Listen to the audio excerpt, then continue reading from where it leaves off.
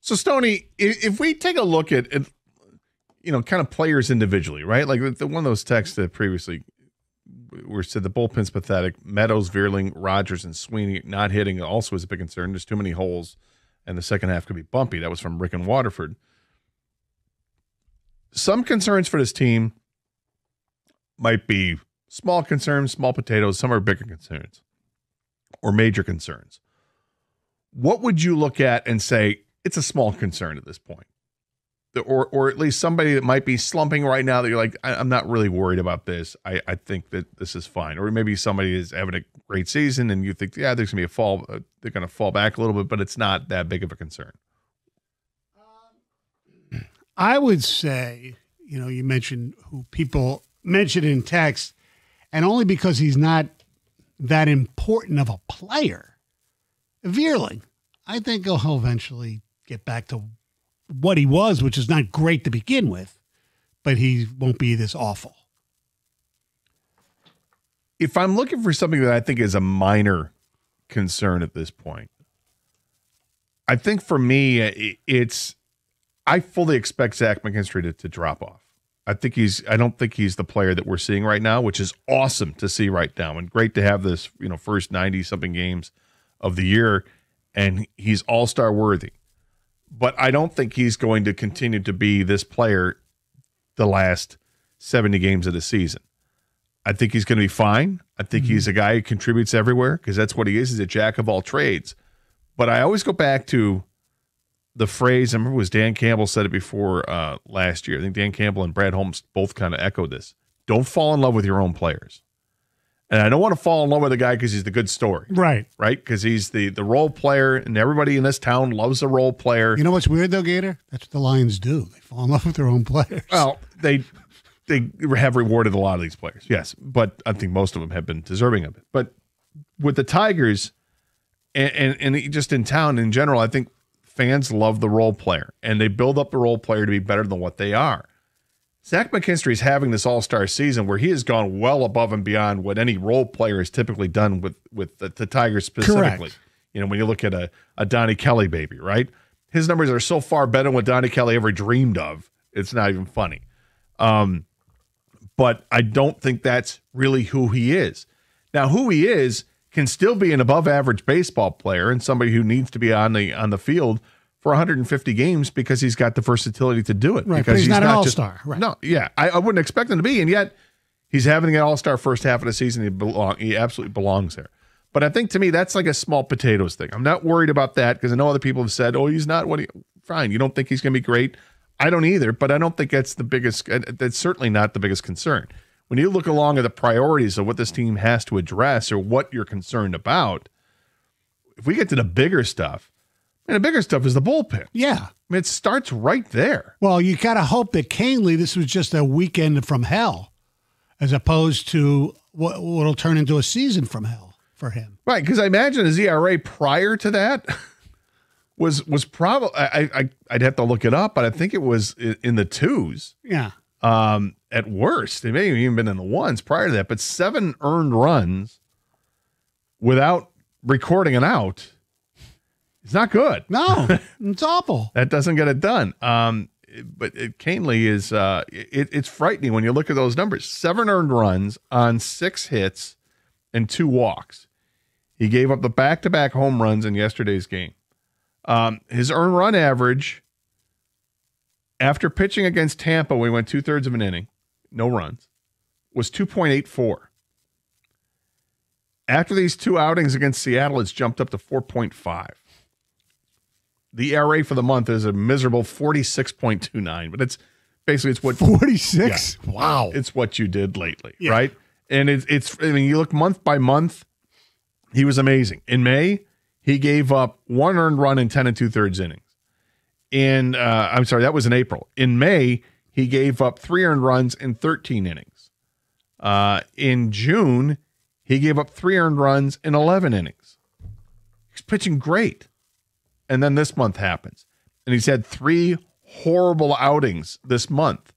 Here's the other one he had was to begin the month back on July 2nd against Washington, where he did not record an out again, gave up 4 hits, and a walk, 5 earned runs. He's got 3 outings this month alone where it's 12 earned runs without recording an out. Is it a problem? It's a problem lately. Okay, you're looking at, so we're being a little negative here, which is fine by me. I know you're usually more positive. So if you're looking for guys that you're worried might regress a little bit, sticking with the same position, I think they need to have a better, I know AJ hates the term closer, right, than Will Vest. Yeah, and that's the thing. I think he hates the term closer because they don't have a closer. Right. They have guys they like at the back end of the bullpen and they want to put in the leverage situations. And I think AJ hates it because he doesn't want to have to pigeonhole his best pitcher out of the bullpen to only go the 9th. Mm-hmm. He wants him to go against the best 3 batters he's going to have to face to secure a win. Right. And if that happens in the 7th inning, the 8th inning, or the 9th inning, then he'll act accordingly. But yes, I would agree because Will Vest is not. He's not a prototypical or even a typical type of closer. No. He's a good back-end bullpen arm and has been very valuable for the Tigers. And, I mean, his earned run average is 2.3. It's very good. You'll find a host of players that have better ERAs overall, more guys that get swing and miss, and that's fine. And that's why I want to add to it. If they could have gotten, like we mentioned in the crosstalk, Aroldis Chapman with Boston, right? Everybody likes Aroldis Chapman because he throws 103 miles an hour. He's not as good as he was, but he's still good. He can still find a plate. I wouldn't pitch him in back-to-back days, but that's me. But he's a guy that certainly would help out the bullpen, use him correctly, and he can be devastatingly good. Well, unfortunately, Boston's ripped off 10 wins in a row, and they find themselves right back in a playoff push because right now they would be a playoff team. They're not going to trade Aroldis Chapman unless things go horribly awry over the next 17 days, which I wouldn't anticipate because now they're getting Bregman back. I think that team is poised to make a move. In fact, Boston's typically one of those teams that will trade players to improve at the deadline, even though they got rid of Devers earlier, and it looked like they were going to go in a tank. They haven't gone in a tank. They've gone the opposite way. But there are certainly other arms. People have brought up Emmanuel Clase, and I think he's going to get moved from Cleveland. I just don't think that he's going to get moved from Cleveland to Detroit. I think somebody else will go get him. And it's interesting because he still has a couple years left on a contract, so he's going to cost somebody something to get. The guy I think might be realistic, and check him out, is from the Colorado, not their major guy, Halverson, whatever, is Jake Bird. Yeah, Jake Bird's incredibly what he has done at home versus what he's done at road is beyond belief because when you pitch in Colorado, you're supposed to be horrible. Right. That's not been the case. Right. He's been lights out at home and he's been horrible on the road. Well, plus you have him through control through 2028. So, man, he'd be somebody to actually look very seriously about. Well, and I think a lot of teams are looking at him. Here's the good news. If you want good news about this, I think there's a lot of bullpen arms out there that could be had. Good arms on bad teams. Pittsburgh's got a couple of them. Bednar and Santana. You mentioned Jake Bird. If you look throughout, there are some teams that are going to be out of it, whether it's Miami or Atlanta.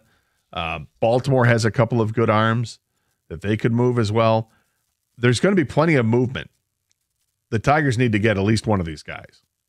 And I'd hope that they get a couple of these guys. Now, if you're dealing with Pittsburgh, is there a way to get both of Pittsburgh's bullpen arms in the same trade? Oh, Bednar and Santana? Yeah.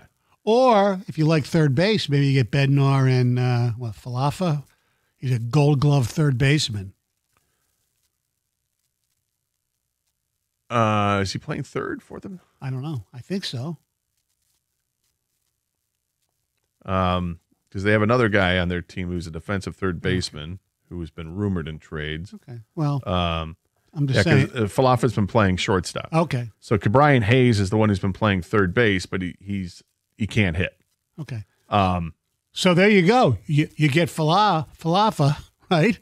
Put him at short. Hobby goes to center, and Parker Meadows goes to Toledo. There you go. There's your solution. You got it all figured out. Got it all figured out.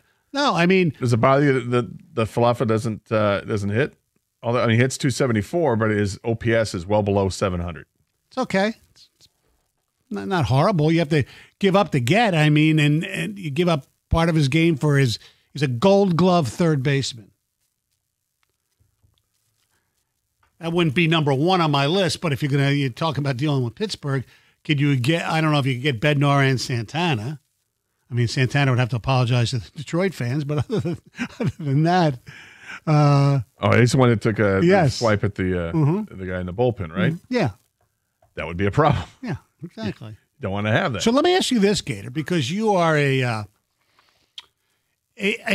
expert or close to an expert on the Tigers minor league system. Would you give up to get I'm not even talking about Chapman. I'm talking about like a Bednar. Would you give up Lorenzen? Would I give or whatever? Tyler Lorenzo? I would. Okay, good. I would for the right move, I would. Right. Yeah, absolutely. I think that you have to look at it because, like you said, you have to give somebody to get something. I think that the Tigers have a little bit of depth in the minor leagues at that position, and he's certainly part of it. And he's just now starting to hit his stride a little bit with Double-A. He struggled to start the season there, but he's hitting a lot better now. They have two offensive catchers. Briseño is the other one who's at Double-A with him, who they're playing at first base. And Dingler's young, first of all. And the other thing is they just drafted a catcher in the second round. He's 18 years old. I know. Yeah. But yeah, that's something that'd be a player I could see them moving. I could see Jace Young being a player that gets moved in some kind of a trade. Has he played any better in Toledo? Yes, he made an adjustment at the plate apparently about 2 weeks ago or maybe a week ago, and it has paid off dividends. Oh yeah, last week he's done much better. Give him a shot, but let him keep marinating there and see what he can do with the minors. 248-539-9797 is a telephone number. What do you see as a minor problem for this team versus what do you see as a major problem or concern with this team, and how do you want to address it? 248-539-9797. This is 97.1 The Ticket.